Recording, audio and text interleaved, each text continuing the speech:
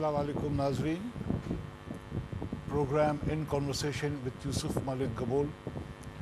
Welcome to the programme. आज हमारे पास जो मुबस्सिरीन हैं, मुबशिर मीर साहब हैं, कुदसिया कादरी साहिबा हैं।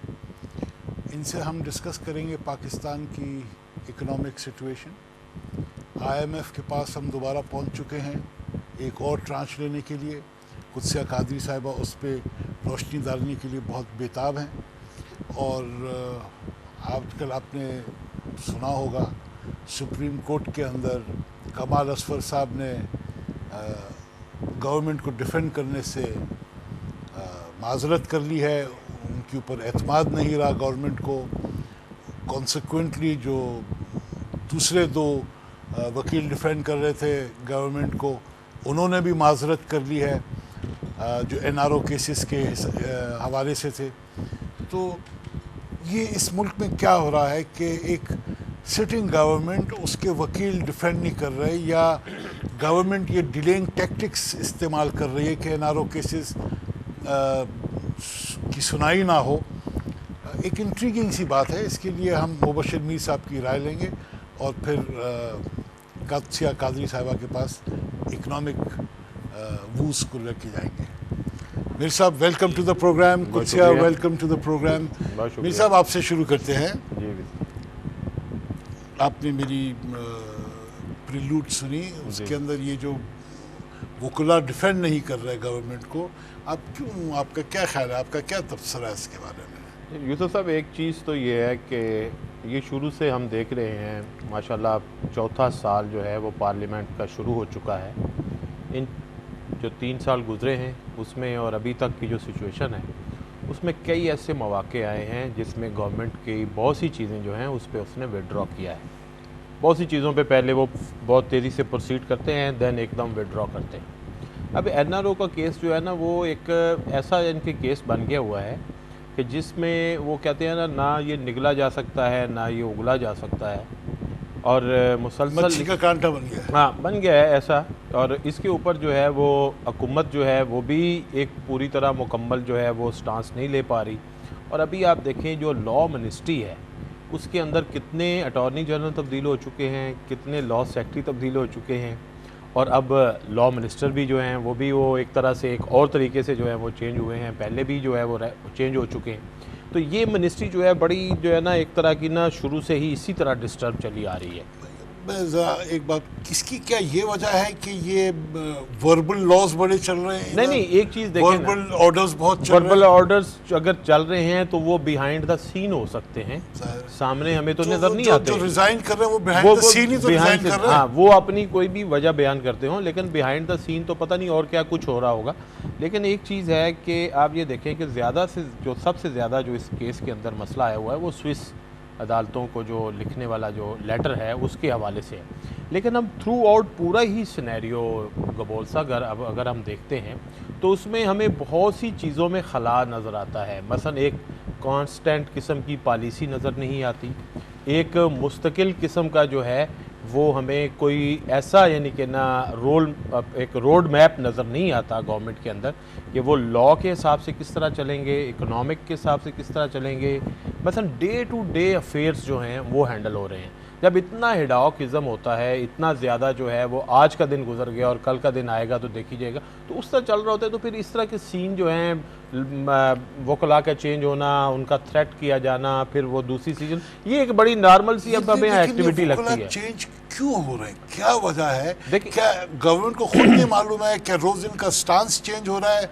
और एक वकील अगर उनसे या इनकी डिमांड्स इतनी, मेरा ख्याल है कि जो चीज़ जो है वो जैसे आपने कहा वर्बल ऑर्डर्स, कि जो चीज़ कही जा रही है किसी भी क्वार्टर से कही जा रही है, उस तरह अगर कोई बंदा डिलीवर नहीं कर पाता तो वो फिर बेकार हो जाता है, वो नकारा हो जाता है। तो फिर ज़ाहिर है कि उसका कोई और अल्टरनेट जो है उसकी तरफ जो है ना वो देखा जाता है। कम्युनिकेशन गैप भी बहुत ज़्यादा है। हमें ये नहीं समझ आती है कि किसके ऑर्डर्स पे चल रहे हैं।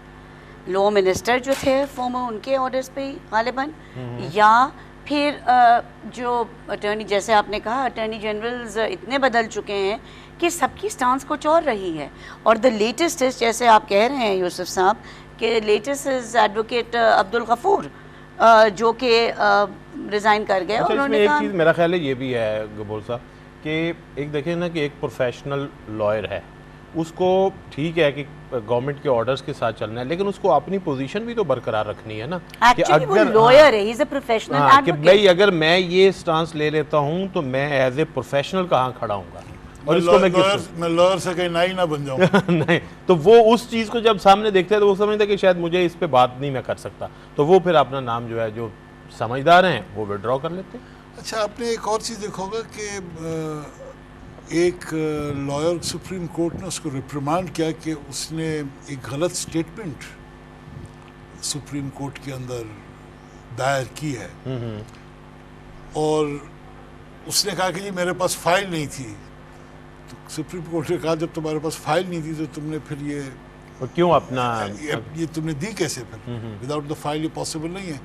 तो कहने का मकसद ये है कि जो वकील हैं, वकीला साहिबान हैं, इनकी भी डिफेंस में तजाद है। नहीं, आज कुछ कह रहे हैं, कल कुछ कह रहे हैं। असल में गबोल साहब बात वही है कि मसलन जब अफेयर्स जो हैं गवर्नमेंट के वो किसी रोड मैप के तहत नहीं बल्कि डे टू डे डहाकिज्म पे चल रहे हैं, हर शोबे में देखें आप, सिर्फ ये लॉ की बात ना करें, कानून के रूल्स एंड रेगुलेशन के हिसाब से नहीं है तो फिर इस तरह की सिचुएशन, ऐसी चीजें हमें जो है ना वो नजर आ भी रही हैं और शायद मजीद भी नजर आती रहेंगी।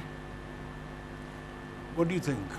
I think he is correct to an extent, Gabol साहब। देखें, जब आप अपने आप को you are not clear in your mind, you know, if per chance कि मैं कोई वकील हूँ, रिप्रेजेंट कर रही हूँ गवर्नमेंट को, वो भी सुप्रीम कोर्ट के सामने, और मुझे खुद नहीं पता कि मैं क्या स्टांस लेना चाह रही हूँ, क्योंकि मेरे दिमाग में खुद वो ऑर्डर्स, वो क्लैरिफिकेशंस, वो बार बार के जो रेक्टिफाई हो रहा है law with in the system, क्या ये बात कर रहे हैं एडहॉकिज्म की, दैट इज़ ट्रू। बिकॉज अगर आप खुद, एक वकील इज़ नॉट श्योर कि वो क्या स्टांस ले, तो वो आगे क्या पेश करेगा अपनी केस? क्या आपके ख्याल में मीर साहब ऐसे है कि गवर्नमेंट इसको शायद डिले करना चाह रही है? ये चूंकि एनआरओ के जो केसेस है, ये कह रहे कि इसको डिले तो बड़ा ऑब्वियस सा है ना, हाँ, कि भाई ये चीज़ जितना वक्त गुजर जाए उतना ही अच्छा है। हाँ। और ये देखें कि कुछ चीज़ें ऐसी हैं कि जिसमें बिल्कुल क्लियर कट जो है वो स्टांस लेना चाहिए, और जब गवर्नमेंट कहती है कि हमें मुश्किल फ़ैसले जो है वो करने में कोई याद नहीं है और हमें मुश्किल फ़ैसले जो है वो वक्त की ज़रूरत भी है, लेकिन इवन आप ये देखें कि अभी एक चीज़, जब पहले कैबिनेट का साइज़ कट किया गया है, अब आहिस्ता आहिस्ता कैबिनेट का साइज़ फिर बढ़ना शुरू हो गया है। अब देखें, एक कोई रोड मैप नहीं है, कोई इस पूरी अगर इकनॉमिक क्राइसिस है, एक पूरा एक मुल्क जो है उसको चैलेंजेस हैं, दहशतगर्दी के मामलात हैं, फलां है, तो फिर एक बड़ा ही जो है ना एक ऐसा एक प्रोग्राम जो है वो गवर्नमेंट की तरफ से आवाम के लिए आना चाहिए था कि भाई ये प्रोग्राम है, इस प्रोग्राम से हम खुद इस तरह गुजरेंगे कि हम अपने ऊपर ये चीज़ें जो हैं वो लागू करेंगे, और ये हम आवाम से तवक्को करते हैं। लागू किया ना, अपनी कैबिनेट साइज कम किया ना। नहीं, वो आहिस्ता आहिस्ता आप देखें ना बढ़ना शुरू, आज की फिर खबर है कि उसमें फिर तोसी हो रही है। वो तो इसलिए हो रही है ना क्योंकि अभी और पैसे मिलने वाले ना, पैसे मिलने वाले हैं, फिर ये है कि वो कर लेंगे कि भाई देखेंगे वो जून में बजट है तो उसके लिए जो है ना वो फिर पार्टियों को जो है वो उसी तरह वो, तो बात ये है कि फिर आपने कोई इस सिचुएशन से लड़ने का कोई प्रॉपर फार्मूला नहीं बनाया कि भाई किस तरह हम इस क्राइसिस से बाहर कैसे आएंगे। बस कोई बात है ना कि it's day to day Mubashar, day to day running of government affairs can carry on. ये जैसा कुछ से आप कह रही हैं कि इन्होंने अपना बस टाइम गुजारना है किसी ना किसी तरीके से, तो सियासी हुकूमतें तो इस तरह नहीं होती ना, वो तो आने वाली इलेक्शंस का भी सोचती हैं, आने वाली इलेक्शन में सोचती है कि हमने आखिर दोबारा इलेक्शन लड़ना है, तो टाइम गुजारने वाला कॉन्सेप्ट तो सुसाइड है। अगर आप टाइम ही गुजारते रहेंगे और मुल्क में डिलीवर नहीं करेंगे, इकोनॉमिक कंडीशन आपकी इतनी ख़राब हो गई है, हर किस्म की आपके पास कबाहतें आ रही हैं, और बिजली का क्राइसिस चल रहा है, अनएम्प्लॉयमेंट का क्राइसिस चल रहा है, गैस का क्राइसिस चल रहा है, तो हर जगह क्राइसिस आ रही है। तो आप अगले इलेक्शन में अगर ये ट्रैक रिकॉर्ड लेके जाएंगे तो आपको कौन री-इलेक्ट करेगा? तो बहुत हैरानगी की बात है। देखिए, एक डेमोक्रेटिक गवर्नमेंट में ऐसा कभी नहीं होता है।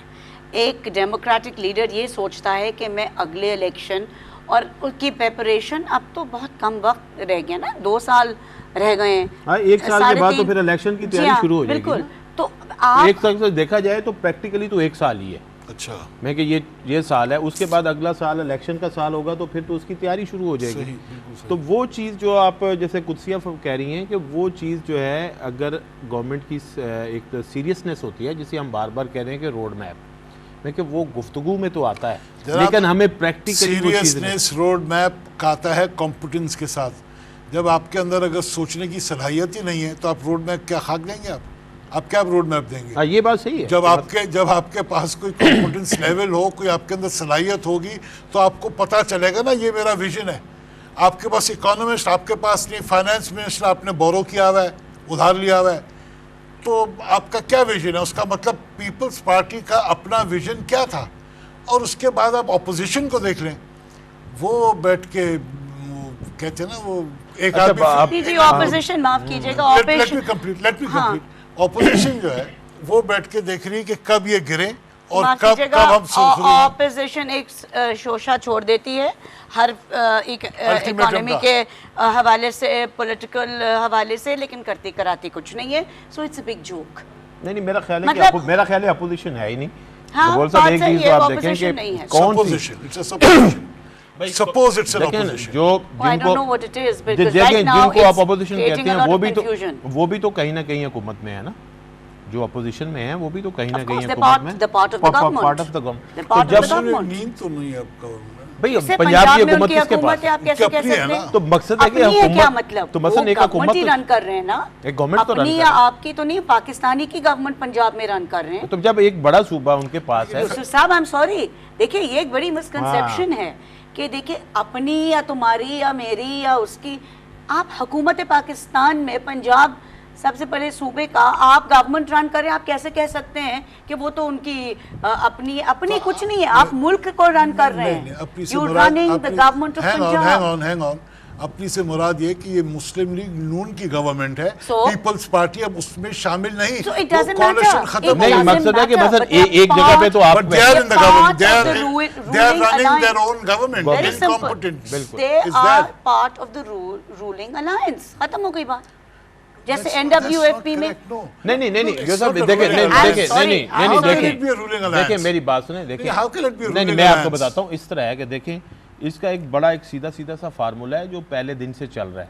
फार्मूला ये है कि आप हमारी गलतियों पर चश्मपोशी करें, हम आपकी गलतियों पर करेंगे, ठीक है? इसको अलायंस किस तरह अलायंस देखें कि आप मुल्क हुकूमत पाकिस्तान चला रहे हैं भाई, आप जब बार you are part and parcel of the government, आप प्रोविंशियल बात ना करें, आप प्लीज बात करिए at the government of Pakistan. The country Pakistan is being run right now by the ANP, by PPP and by the PMLN।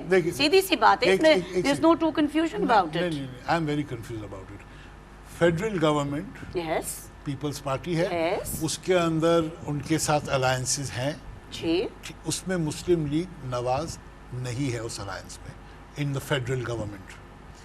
Muslim league Nawaz की government Punjab province में है, बिल्कुल है, ANP की गवर्नमेंट NWFP में है, और बलूचिस्तान के अंदर इनके अगेन alliances हैं। So you cannot shift the blame from one to the other. No, I'm sorry. Are you trying to say that the Muslim League Noon should be scot-free to go ahead and do anything? I mean, they are part. What do you mean go? No, excuse me. आप क्या कह रहे हैं? आप इसको इस तरह समझे, नहीं उलझे नहीं, इसको सिंपल इस तरह समझे कि भाई देखें कि एक ब्रॉड लेवल पे, नेशनल लेवल पे इस तरह का अलायंस है कि भाई आप जो है पंजाब में हुकूमत कर रहे हैं तो वहाँ पे आपके लिए सॉफ्ट कॉर्नर जो है वो पीपल्स पार्टी के लिए, इसी तरह अगर सिंध में आप कर रहे हैं तो वहाँ पे आपके लिए दूसरी पार्टियों के लिए सॉफ्ट कॉर्नर है। तो यहाँ पे सारे जो हैं किसी न किसी, सारी पार्टियाँ जो हैं किसी न किसी तरह की हुकूमत कर रही हैं और सारी फेडरल से रिलेटेड ही हैं। अब ये नहीं है कि अगर आप ये कहेंगे, अब देखें अभी जो दूसरा हुआ है, जो कोई मराहत हुई हैं या वो तरमीम पास हुई है, तो सब ने मिलके नहीं की, उसको सब ने मिलके किया है ना, बजट भी सब मिलके पास सब करेंगे, उसको भी बजट भी सब। एक second Mubashshir, you must understand that the budget is going to be passed by all the 4 provinces of Pakistan. सब में होगा ना federal budget, which is for your जो माजी में भी। और फिर मियां नवाज शरीफ साहब ने कई दफा कहा है कि अगर हुकूमत गिरने लगेगी तो हम उसे सपोर्ट करेंगे, यानी कि हम उसे, अगर इस वक्त जो है अगर एक कोर्ट में एक अपील भी चल रही है। सॉफ्ट कॉर्नर होना वो एक बात है, नहीं, कोलिशन एक अभी अलग आप बात है। देखें अगर इस वक्त भी एक कोर्ट में एक अपील चल रही है कि यूसुफ रजा गिलानी साहब की गवर्नमेंट जो है उसके पास अक्सरियत नहीं है, उनसे सदर जो हैं वो वोट लेने का, एतमाद का वोट लेने का कहें। ये आई थिंक कि लाहौर हाई कोर्ट में ये एक जो है ना वो शायद है, या सिंध हाई कोर्ट में, मैं कंफर्म नहीं, लेकिन ये एक जो है ना ये पटिशन है। अगर इस वक्त ऐसी सिचुएशन पैदा होगी तो आप देखिएगा मुस्लिम लीग नवाज जो है वो यूसुफ रजा गिलानी साहब को वोट देगी, ऑफ कोर्स देगी। और अभी ये बजट में भी उनके साथ मिलकर बजट पास कराएंगे, बजट पास कराएंगे। उनके तो अगर- ये आप इसको किस तरह कहेंगे? अगर सॉफ्ट कॉर्नर नहीं, लेकिन आप देखें, लेकिन नहीं। जो होती हैं ना, जो अपोजिशन पार्टियां होती हैं वो हुकूमत को बजट पास करने के लिए वोट नहीं देती। जी हाँ, ये कह सकते हैं कि वो ऑपोजिशन जो है ऑपोजिशन का काम नहीं कर रही। अपोजिशन का काम नहीं कर रहे, तो अपोजिशन का काम है। कोलिशन तो ना करें। कोलिशन जो है ना अच्छा, एक चले, एक चले, ये एक let's नई forget- शेप है कोलिशन अच्छा, नहीं छोड़े इस बात को। आप ये बताइए कि अगर वो हुकूमत को गिराने में मदद करते हैं और उसके बदले एक थर्ड फोर्स आ जाती है, अगर हुकूमत गिरती है, इंस्टेबिलिटी आ जाती है और कोई थर्ड फोर्स आ जाती है, तो जो सिटिंग जो ख्वाहिशमंद हैं कि जनाब अगली हुकूमत हम बनाएंगे, उनकी तो अरमानों पे पानी पड़ जाएगा। तो वो नहीं करेंगे ना, इसीलिए नहीं कर इसीलिए रहे। नहीं जब करेंगे। उनसे ये उनका पूछा अपना जाता मुफाद है ना, उनका उनसे अपना जब मुफाद है। यही मैं बात, अब आपने वही जवाब दे दिया। जब उनसे ये जो लोग इस पे एफर्ट कर रहे थे, तो जब उन्होंने उनसे ये पूछा तो उन्होंने कहा कि उसके बाद क्या होगा, क्योंकि उसके बाद हमें नहीं मिल रही, तो लिहाजा हम इसका क्यों हिस्सा उनका बने। अपना मुफाद उसके अंदर जी, बिल्कुल। शामिल है, वो पीपल्स सबका पार्टी की मुफाद मोहब्बत में नहीं है जी। नहीं, सबका मुफाद शामिल है। इकोनॉमिक सिचुएशन पाकिस्तान में जो आजकल सूरत हाल है, और आप बड़ी नोट्स वोट्स लेके आई हैं, जरा मैं हमेशा बताइए। ही नोट्स कैरी करती हूँ जी, फॉर नंबर्स एंड फिगर्स। अच्छा, तो लेट्स फाइनेंशियल पोस्ट को भी आप यू रिप्रेजेंट दैट। तो कुछ से व्हाट डू यू थिंक, ये जो ट्रांश के लिए दोबारा पहुंचे हुए आपके फाइनेंस मिनिस्टर, स्टेट बैंक के गवर्नर भी स्टेट पहुंचे बैंक के हुए, जी हाँ। गवर्नर, IMF के अब- साथ अब टॉक्स भी क्या इनकी अब शुरू हो क्या गई होगा, हैं। मजीद बेड़ियां देखिए, पहनेंगे? IMF ने 3-4 बहुत साफ वाज़े तौर पे 3-4 बातें कही हैं। सबसे पहले IMF ने ये कहा है कि they have expressed great concern कि आपके मुल्क में जो इन्फ्लेशन है, हमने फिगर, गवर्नमेंट ऑफ पाकिस्तान की फाइनेंस मिनिस्ट्री ने फिगर दिया था 5.5% फिस्कल डेफिसिट। ठीक है जी, इससे एक दिन पहले हमारी ही फाइनेंस मिनिस्ट्री ने IMF को ये पैगाम पहुंचाया था कि फिस्कल डेफिसिट जो है वो 5.3% है। अब आप देखिए ये तजाद, एक दिन में ये 0.3% से 0.5% हो गया। सो ऑब्वियसली IMF के पास बहुत सीरियस कंसर्न्स है, और मैं यहाँ पे IMF को नहीं ब्लेम इसलिए करूँगी टोटली, क्योंकि IMF is the donor agency. चाहे जो भी डोनर एजेंसी हो, वो आपको मुफ्त के लिए तो पैसे नहीं देगी। सर्टेन कंडीशंस होंगे उसकी। ऑब्वियसली जब आप बार बार दरवाजा नॉक करते हैं IMF का या वर्ल्ड बैंक का या ADB का, यू हैव टू फॉलो। इसमें एक बात ये कि जब IMF के पास आप पैसा लेने जाते हैं, जी, तो जिसके पास भी आप पैसा मांगेंगे वो आपसे एक सवाल तो जरूर करेगा कि ये आप रिटर्न कैसे करेंगे। यकीनन। ये तो कह रहे हैं वो। जब वो आपको एक रोड मैप देंगे कि जनाब आप सब्सिडीज खत्म करें, और जो आपके यहाँ रिच लोग हैं वो टैक्सेस नहीं देते हैं, एग्रीकल्चर टैक्स इज टॉप तो ऑफ द फिर लिस्ट। तो फिर ये तो मुल्क को खुद देखना चाहिए ना। ये बार-बार अच्छा, कहा जा रहा है। Heading for a break. Okay, break के बाद आके दोबारा नाज़रीन एक ब्रेक की तरफ चलते हैं। ब्रेक के बाद आके कुछ कादरी साहिबा की बातें दोबारा सुनते हैं।